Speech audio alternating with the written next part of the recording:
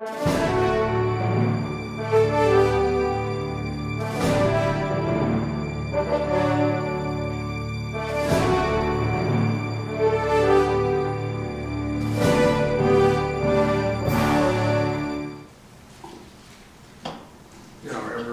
month that we have our meetings, the concern is where the country is going, how it's going to get there, how it's going to be improved. And I think we can all, even though in some respects, it's not a good thing, but the tide is turning to the point where people now know that what the Tea Party and how the Tea Party originated, what they felt, what they thought about the issues, especially Obamacare, in 2010, they understand, the people are now understanding that we were correct in our concerns, our fear, our anticipation of what this law would actually entail. And I think we can change the direction of the country if, in effect, over the course of, the next year, we can bring about changes in the Senate and changes, in Congress, and put this nation back on track. That's my little commercial for the night. But I think we can all, look positively, at least more positively than we have in the past, as to where the direction of the country is. Not that we don't have concerns, not that we don't have problems. We obviously have a problem that we're going to address tonight, which becomes more of a problem, as time goes on. But it's extremely important that we address this concern, which is the Common Core curriculum. We're really fortunate tonight to have Mike Velez to speak with us as to what he encountered in the local situation in his school district, and how he was treated, and the concerns that arose from the curriculum itself through information that he had gotten from one of his sons. And Gary Summers spent last Thursday in Harrisburg at a hearing that was setting the course for the state of Pennsylvania on Common Core. And, basically, Gary will tell you what happened, where we're at, what some of the solutions are in order to move forward, on Common Core. I was doing a little research for the meeting, and a couple things, really came out.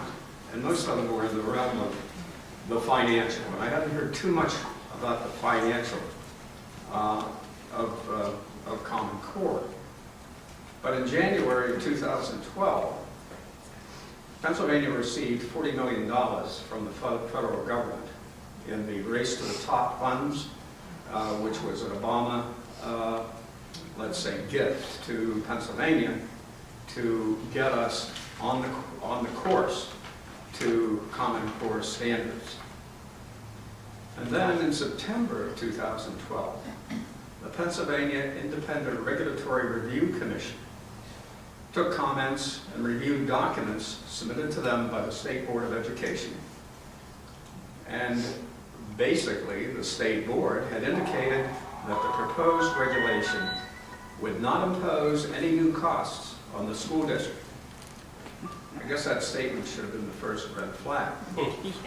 Because then, later, it had been analyzed by the national cost of ailing states and localities that the Common Core standards broken down for costs of textbooks, for the technology costs, the professional development costs, the teacher staff training, would amount to $645 million just to set up the program.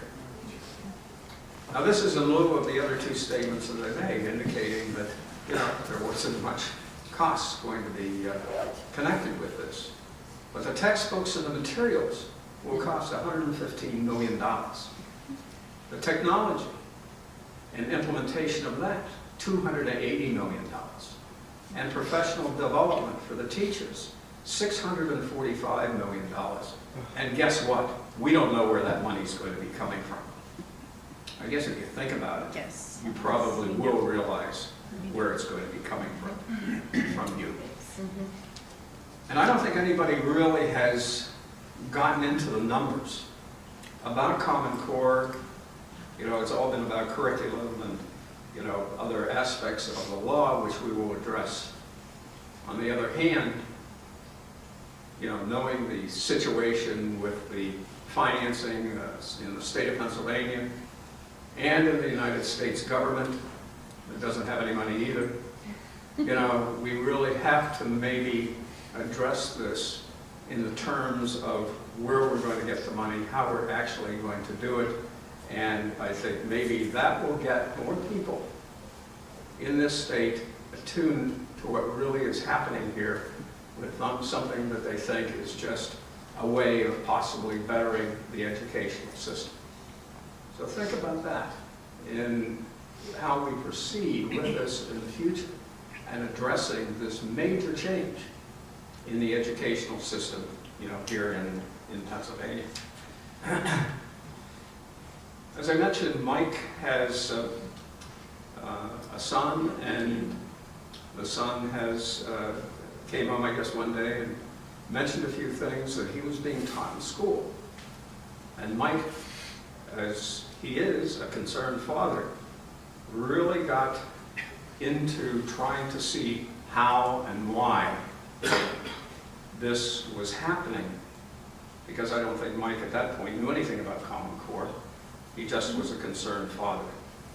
And he has an incredible story to tell. So Mike, if you will.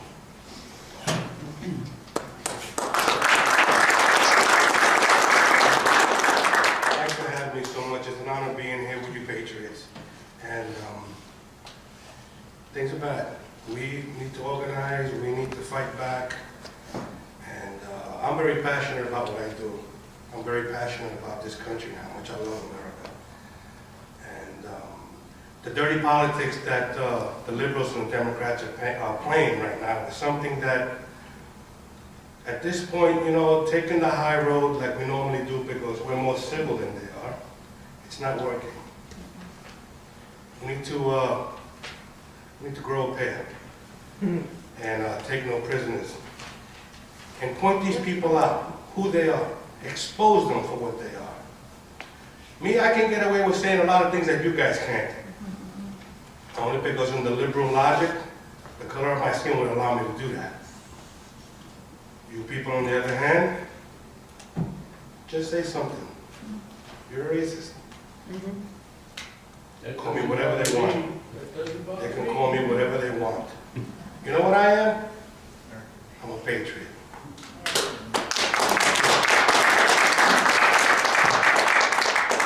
But as Grier was saying,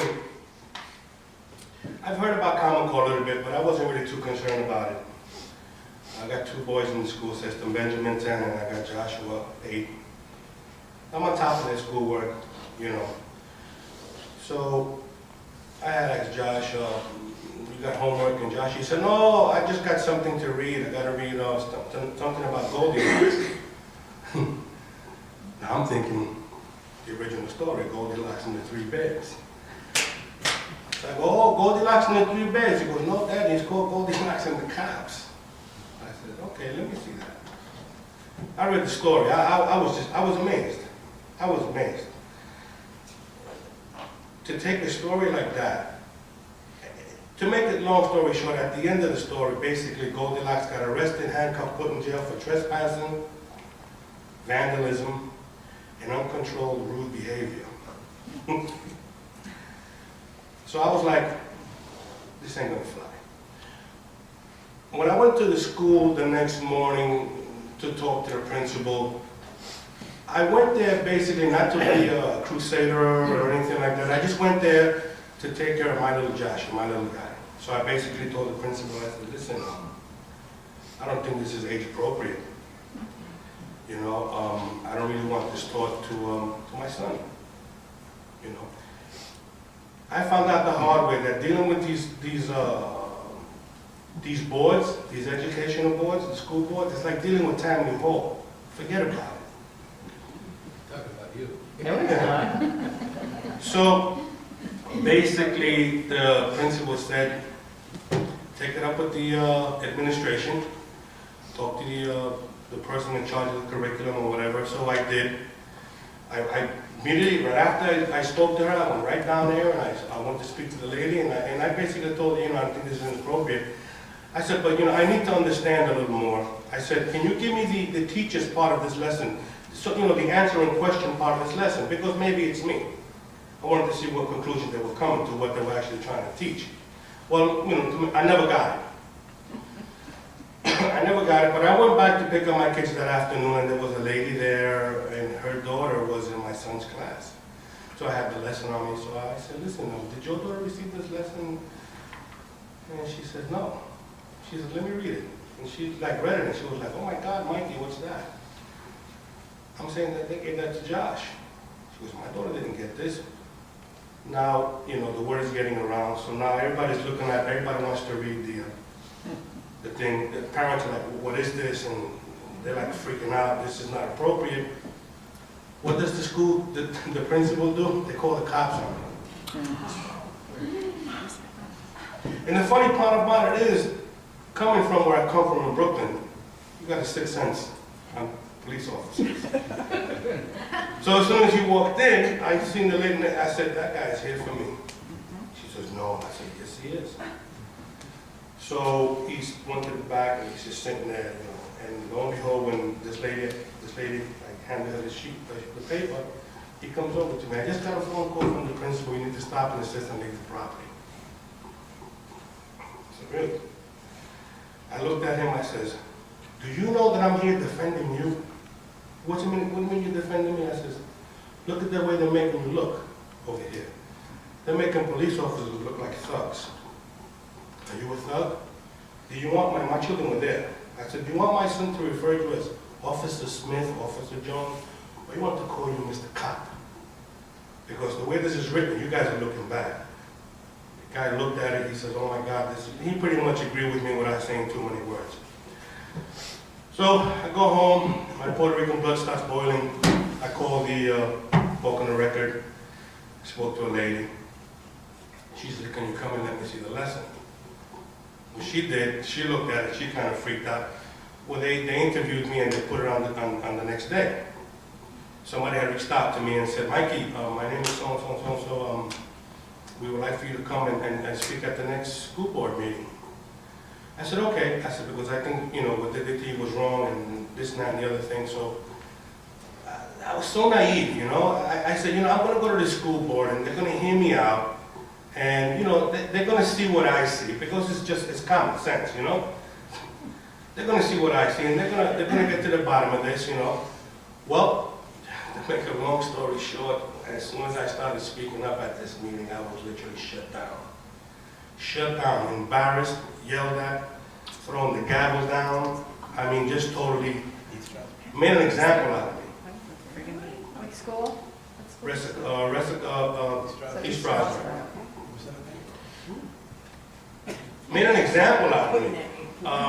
Actually, there was a video running around, and they put it on YouTube, and I started getting phone calls from people telling me to fight and to keep going.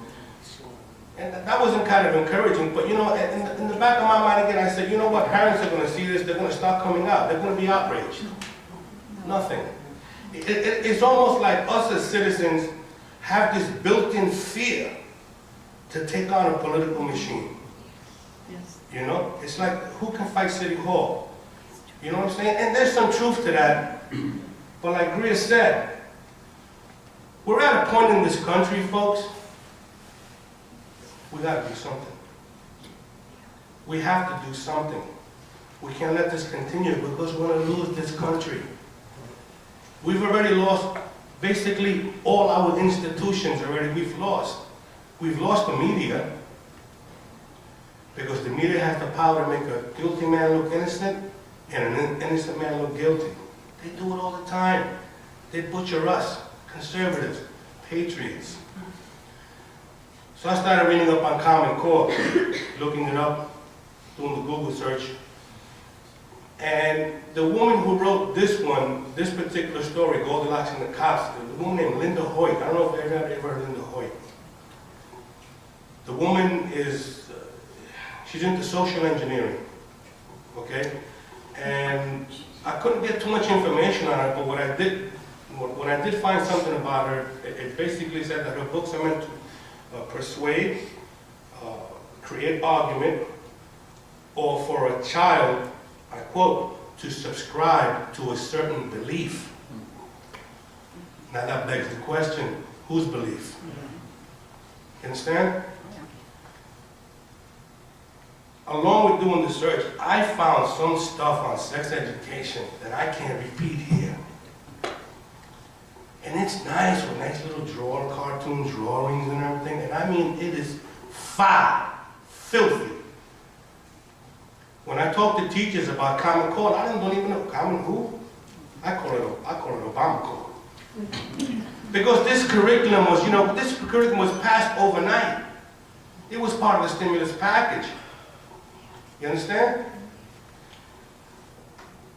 And I know some of you probably still have children. A lot of you probably have grandchildren. We have to draw the line with our kids. Enough. Enough. Now, what can we do? We're doing it now. We're coming together, we're discussing, we're strategizing on what to do, and that's a good start. But one thing I must insist that we need to be a little more forceful. They're playing dirty politics with us. And we need to do it back. We need to do it back. Let me tell you something, this Common Core thing, it is Marxist from beginning to the end. When Obama said that he was looking to transform this country, he meant it, and he's doing it. And you know something? We've been losing, folks, because everything's against us. I'm the only person of color in here. Where the hell am I? A lot of minorities have a built-in fear to even take this on. I have 2 political pages, and I'm on there constantly, and I've lost 40-year friendships, all because I disagreed with Obama. But you know something? That's fine. I'm willing to lose a friendship. I'm willing to be called an Uncle Tom, or as they say in Puerto Rico, Uncle Juan. I don't care.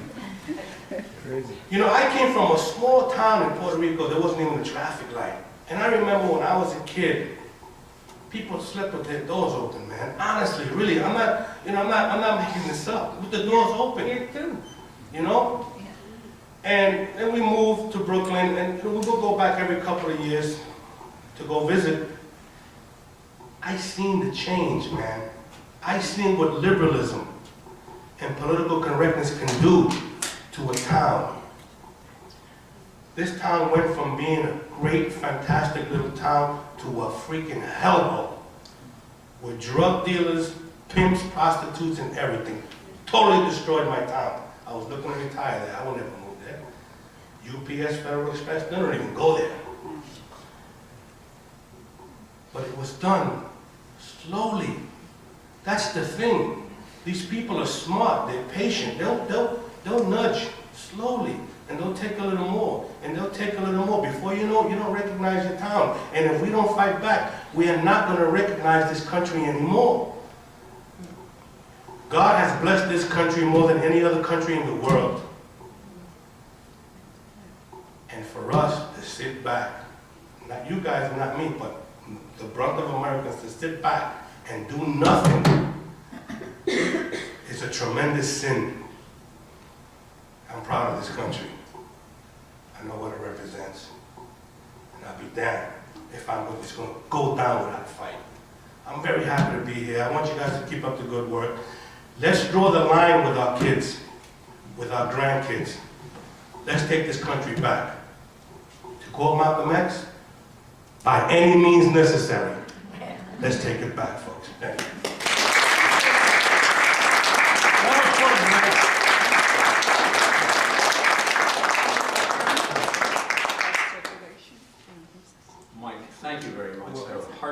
message. I think we're right on target, and everybody here, I'm sure, appreciates you being here and giving them that message. My pleasure.